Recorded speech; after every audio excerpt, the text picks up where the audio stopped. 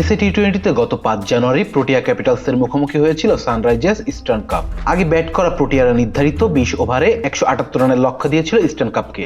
তখন পর্যন্ত এই স্কোরকে চ্যালেঞ্জিং মনে হলেও ইস্টার্ন কাপে এই ম্যাচ জিতে নিয়েছে 10 উইকেট ও 34 বল হাতে রেখেই। কুইন্টন ডিকক এবং জনি বেইস্টো ওপেনিং জুটিতে ঝোড়ো এবং বিধ্বংসী হয়েছে প্রতিপক্ষ।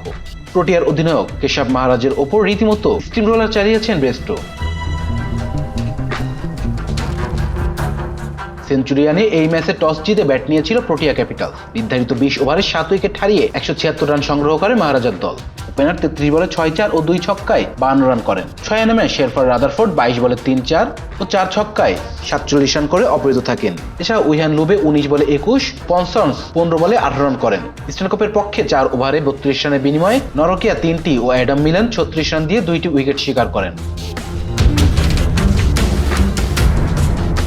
জবাবে মাত্র 14 ওভার 2 বলে লক্ষ্য পৌঁছে যায় ইস্টার্ন কেপ। ডিকক 41 বলে 5-4 ও 6 ছক্কায় 79 রান করেন এবং ম্যাচ সেরা হন। ব্রেস্টো 45 বলে 8-4 ও 6 ছক্কায় 85 রান করেন। তবে ম্যাচের 12তম ওভারের আগে ইস্টার্ন কেপের জয় এত দ্রুত হবে তা ঠাওর করা যায়নি। 11 ওভারের শেষে তাদের সংগ্রহ ছিল মাত্র 116 রান। ডিকক 32 বলে 58 এবং ব্যারাস্টো 34 বলে 45 রানে ব্যাটে ছিল। কিন্তু প্রোটিয়ার অধিনায়ক মহারাজ 12তম ওভারে বল হাতে তুলে নিলে ম্যাচের পরিস্থিতি বদলে যায়। মহারাজের ওভারে ঝড় তোলেন ব্যারাস্টো। সেই ওভারের প্রথম 3 বলেই বিশাল 3টি ছক্কা হাঁকান ইংলিশ এই ব্যাটার। 4 নম্বরে বল স্লগে সুইপ করে মিড উইকেট দিয়ে 4 মারেন। 5 ও 6 নম্বর বলে আবার 2 ছক্কা হাঁকান। মহারাজের 1 ওভারে 5 ছক্কা ও 1 চারে ব্যারাস্টো তোলেন 34 রান। এসএ টি-20 ইতিহাসে এটাই সবচেয়ে ব্যয়বহুল ওভার ছিল।